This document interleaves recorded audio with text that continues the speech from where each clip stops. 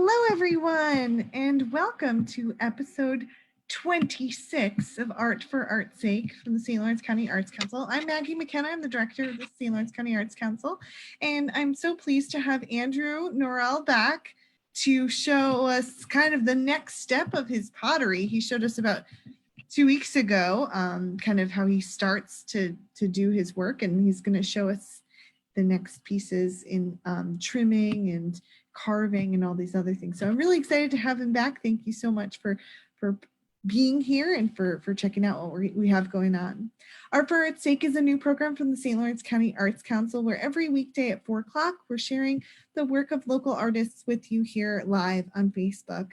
And you can always view these videos later on our Facebook or YouTube. This program has been a lot of fun and really great to get to know some of these artists in our community. So if you're an artist and you'd like to participate in this program, shoot me an email. You can just email me director@slcartscouncil.org, or you can message us right here on Facebook.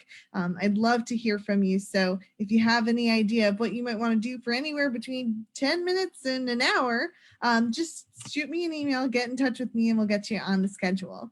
Also, this program wouldn't be possible without the help of our sponsors. So I want to thank all of our previous sponsors. And if you are interested in becoming a sponsor of an upcoming show, you can also reach out to me via email or anything like that as well. If you want to just support the arts in your local community, now's an awesome time to do that. You can go directly to slcartscouncil.org/give and make a donation today.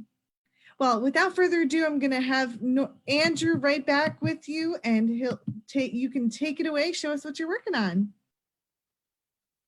Go ahead, Andrew. Thanks so much. All right.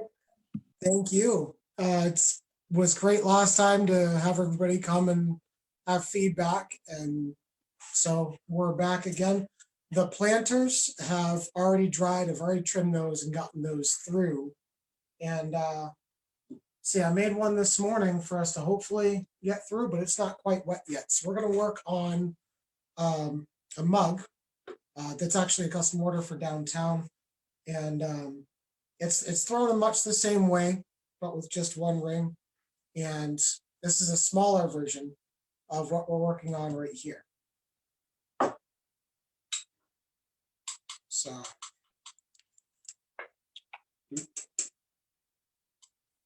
spinning's good.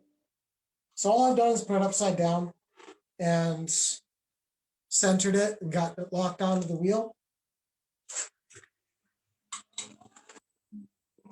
So now we can make the bottom.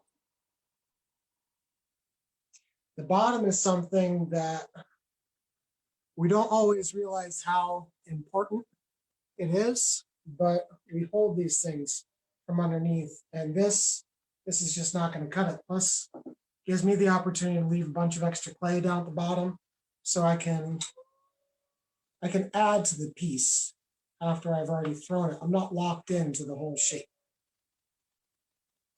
And I've taken the time to clean it up a bit around the outside and the top too, so we're not spending time on a tutorial video, right? We want to be more about process today.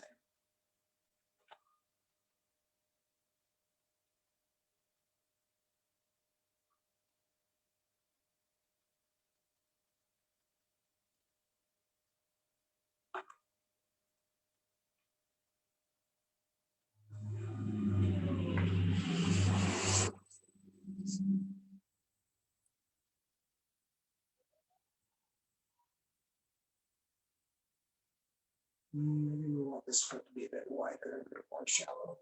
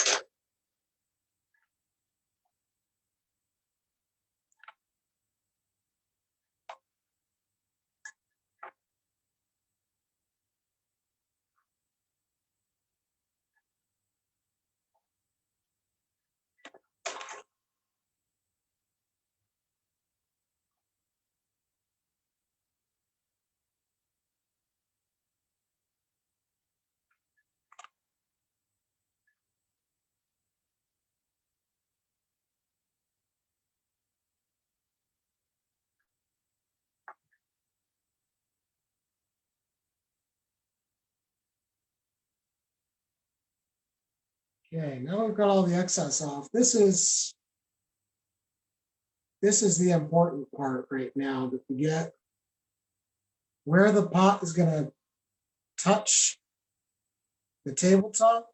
We need that smoothed down. This clay is pretty soft, so I can do most of that with my fingers. And I'll come back over the top and varnish it with metal.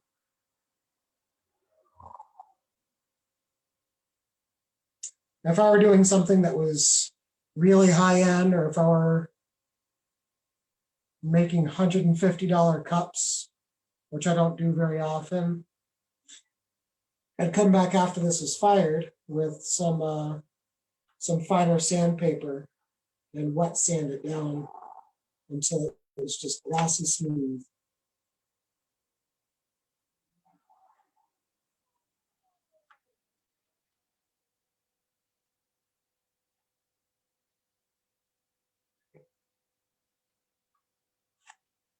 So again, I want to leave as much handmade mark as I can without being unintentional.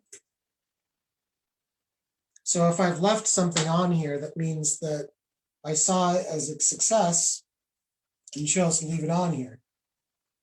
So little splats of slip and mud will come on here, and I've got to come through after the fact and decide which ones are successful, which ones aren't. And I'll come through and I'll chop the big ones off while we're still leather hard. The ones that I really feel are in the way.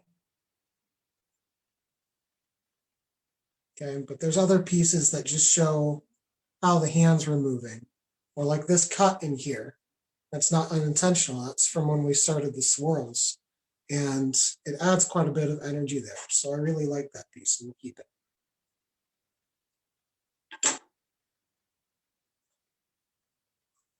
Now we've got pre-made over here.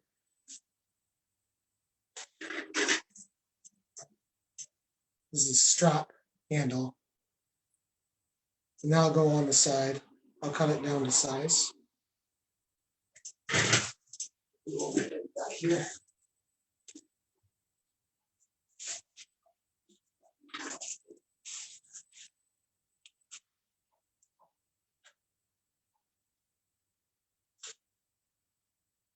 Set that aside for another time.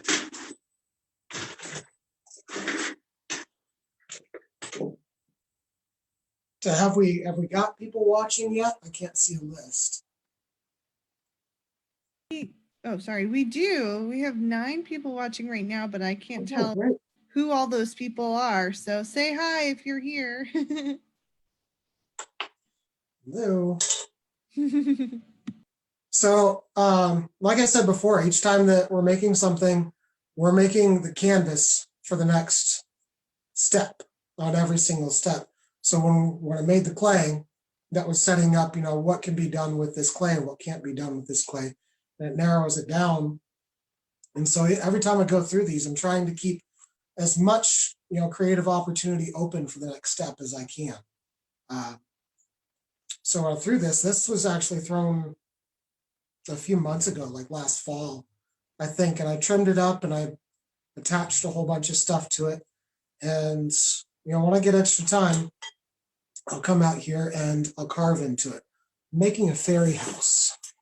So you can see the window here, and it's got these vines that come around and in and out of it. We've got some of that finished up.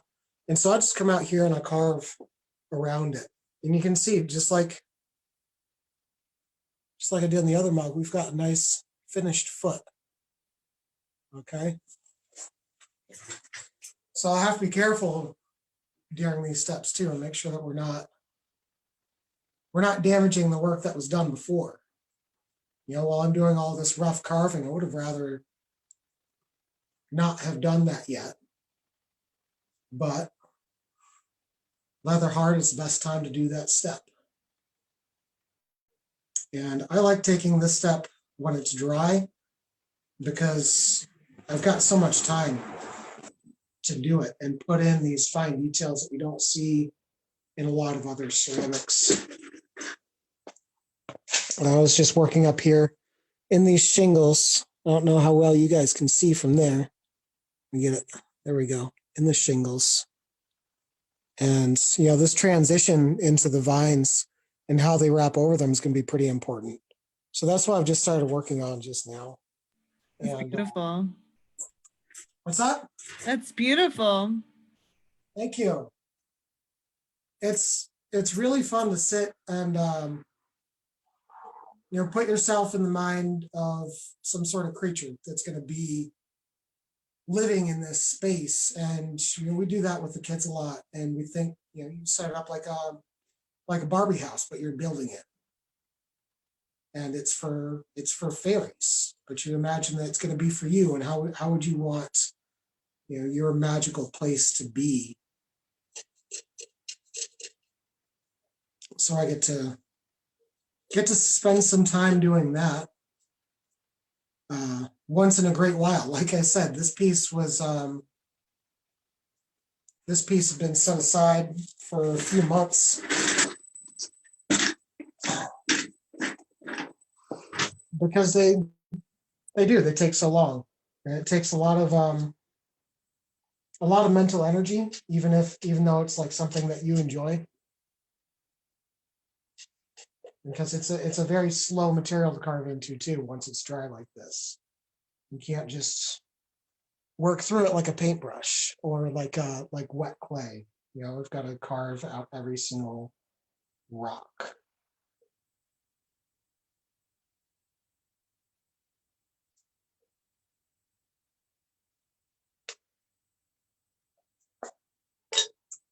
And once we're past those steps, what are we looking at on time this time? Well, we're at about 4:15. You can go as if you'd like. No, I just want to keep a sense of the time in my head. It gets away from me so fast. I totally understand. Right. What kind of tool were you using there? Could you show that again? To trim or to carve? I guess to carve. Okay. This is just like a regular knife. It's a potter's knife. This is made. It's American made, Cheryl Mud Tools, but it's based on a Japanese style tool, and they have so many different shapes and sizes of them. But this is, somebody spent a long time over there in Japan, and they figured out, all the things that they would want in a tool that would just do everything. And I love this thing. It cuts through the clay so fast. I don't have to sharpen it, and it does, all the things that I need to do. I'm not always grabbing for something when we're using that.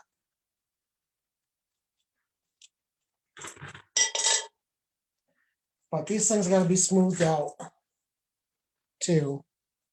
And when I make something rough, and that's how I work too. Like you saw, there was glops all over everything with that mug. So I'll have to come through later.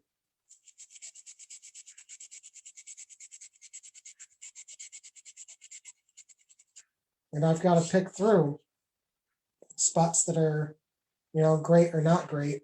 Like inside of these windows, I can't quite get in there with the sanding pad, but I want them to look smooth.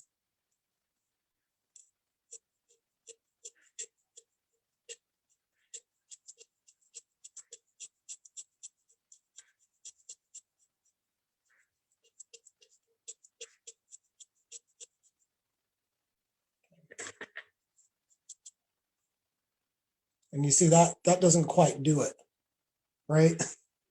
You got to spend quite a bit of time. You get the rough piece on one side, we turn this around till it's flat on there.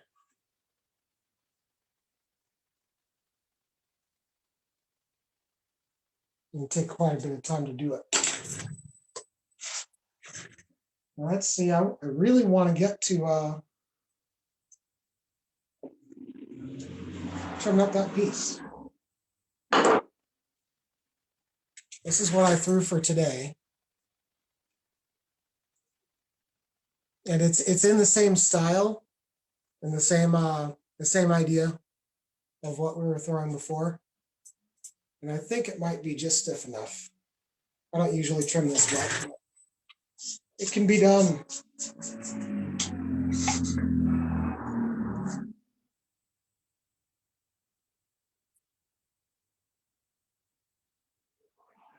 So let's see how well we do.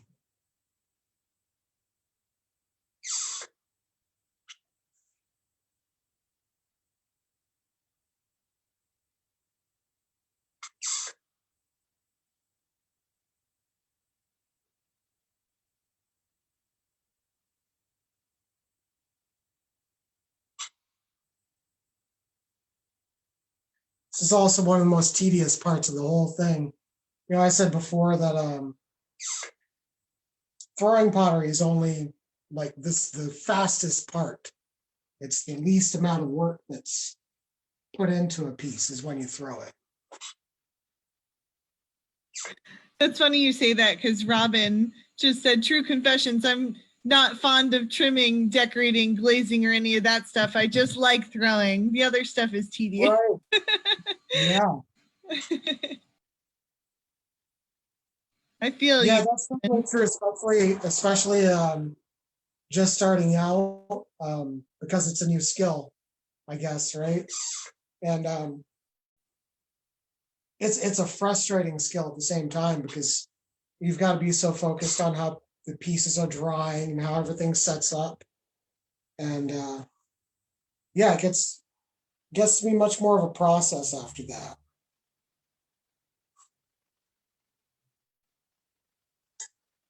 But I look at it and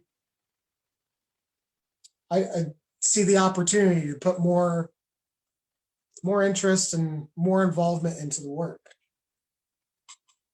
And usually that's enough to get past the not wanting to do it, but not always. Sometimes pieces will sit around so long that they'll be too dry, and we've got to reclaim them. And it's more so when you're working on large orders. It's had a few large orders that I'll sit down for a couple hours to throw one day, and we've got 50 mugs or so ready to go, and come back a day later and they're all dried out. We just have to toss it. And that clay isn't cheap, is it? Relatively. It really depends on how much volume you're putting through and how you can handle it.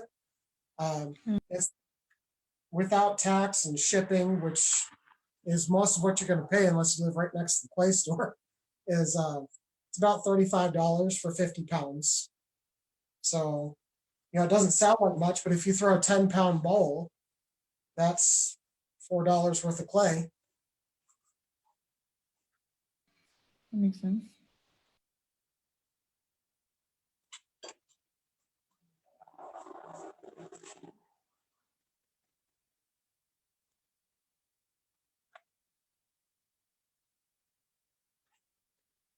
So this piece, I don't want to get it terribly thin because it's a planter. Planters need to be sturdy. But we do want to finish it up.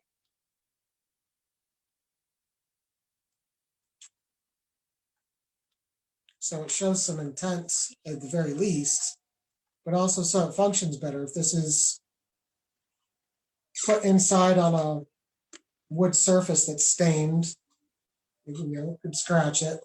We don't want that. And I think gardening is probably the other most human thing we do than eating, right? So you If you want this to wonder, be fun to pick up. if you wonder why I always sit in this room, it's because I have all my plants here. There you go. Crappy plastic containers. So I think I'm gonna need to get some nice pots from you. All right. Yeah, I need to get going with the planters this year too. I don't have as many as I probably should. So I've got some scrap clay. I might be able to make quite a few out of that. Awesome. I'll have my people call your people. There we go.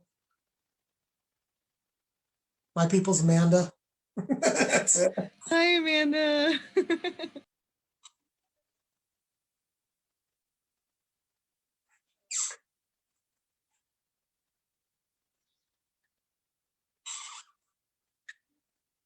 All right, that's great.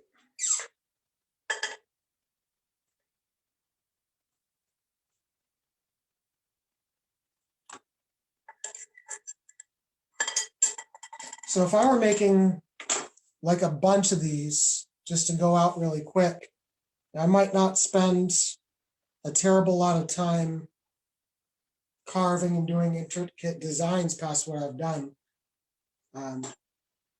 I'm just going to come through here and sand off these parts that I don't like. And, sharp corners like this will sand down. They can also, at this stage,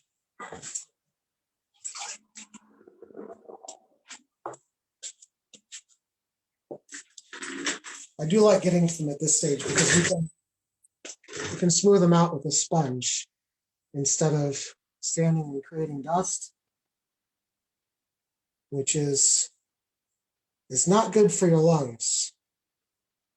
It'll rip them up and cause all sorts of cancers, and it's just a nasty mess. So whenever I can get in with a sponge, that's best. This is actually, it was a hard choice to make, switching clay bodies, because there's a clay body that I used to use that it had a lot of sand in it, which made it easy to make things bigger and be a little bit more carefree when I'm working, so that I don't have to take all my time worrying about this or that cracking or that shrinking the wrong way. And the textures and colors that came out of it was beautiful, but I would have to sand them all dry, and it made a whole lot of dust. I had to do that because if you sand it with a wet sponge, it takes off the clay and it leaves the sand, and you've got a sharp surface. So one of the main reasons I switched to not having the sand was for the dust. Darn it, having to make decisions for your health. Why? That's another thing too. I guess you can't see very well from where you're at, but I started about a year ago throwing standing up instead of sitting down. And I guess anyone who's thrown would know how awkward of a thing that would be and how difficult it is to learn, or how difficult it would seem to learn. But it wasn't that bad, and saved my back. Because being on the wheel, you're hunched over all the time.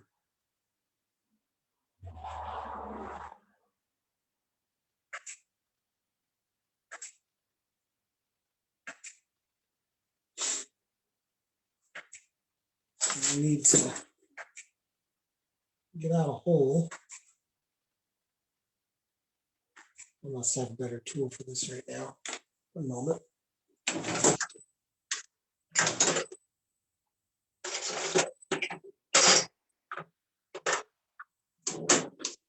There we go. think that'll fit through.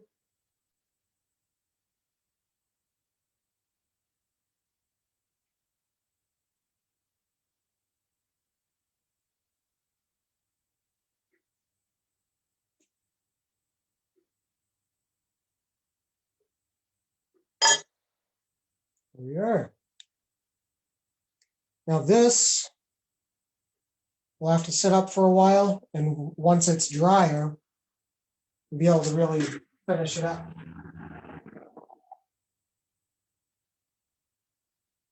Put that over there.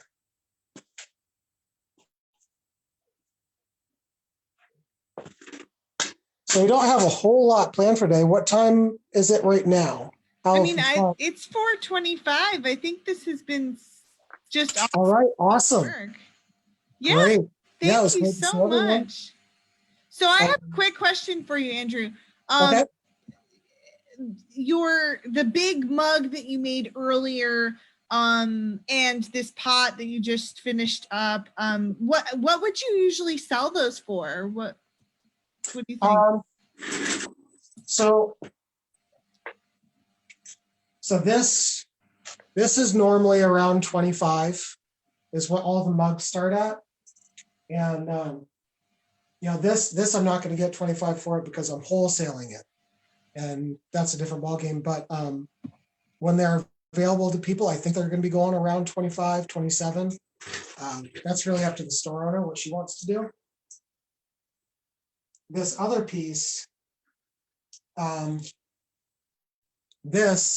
value is really going to be across the board. It could be $1,000, it could be $100. You don't really know because it's something that you put so much time into. You've got to weigh that out, and then you've got to weigh out, how successful was it, and are you adding value to the customer? So it could wind up in an art show and go for $1,000, or I could say, it's a nice piece, but it's only really worth $100, and I'll put it up on my craft shows for a while. Depends on how it turns out. And that's just one of the uncertainties of being a crafter and Absolutely. an artist. That's for understandable. Sure. And people can, I can't remember now from your previous video, can people buy your work online? They can. Actually, today I'm doing the first video for the virtual market on my website. Awesome. So I'll be putting that up sometime later tonight, maybe around 10 o'clock when we've got it done. But I could browse through the stuff right now for like 2 minutes if you wanted. Oh man, that'd be awesome. A little preview. Yeah. That'd be cool. And get you all disconnected here real quick. Oh, and stay the right way. There we are. Okay. So we just recently moved the studio out to the garage, and it's been nice. I've still had to throw inside for a little while with it being so cold, but it's much better to get out here and have the fresh open air. This is the top row is all out of the last kiln load. This is the one that I was just drinking out of. We've got about 5 or 6 of these.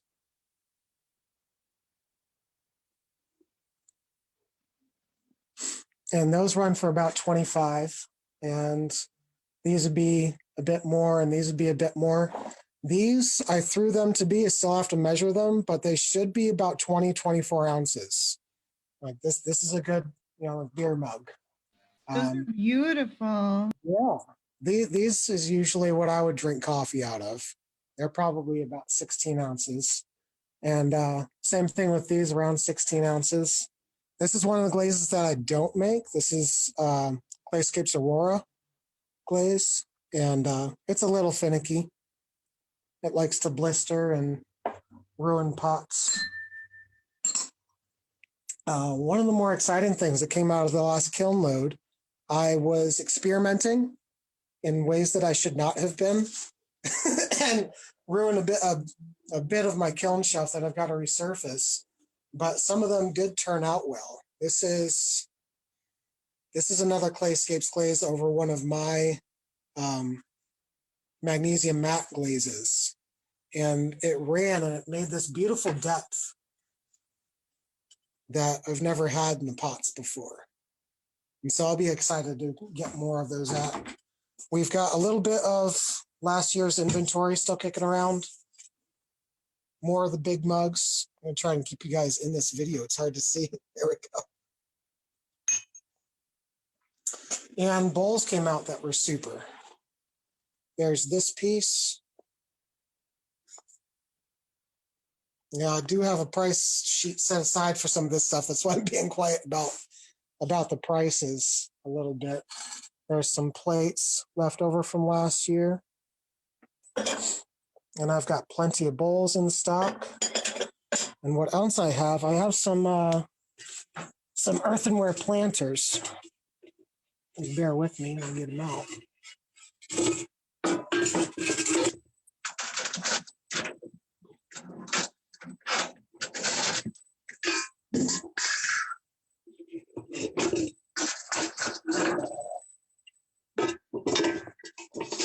Okay.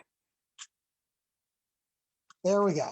So we've got, I'll put them right up here. Nice.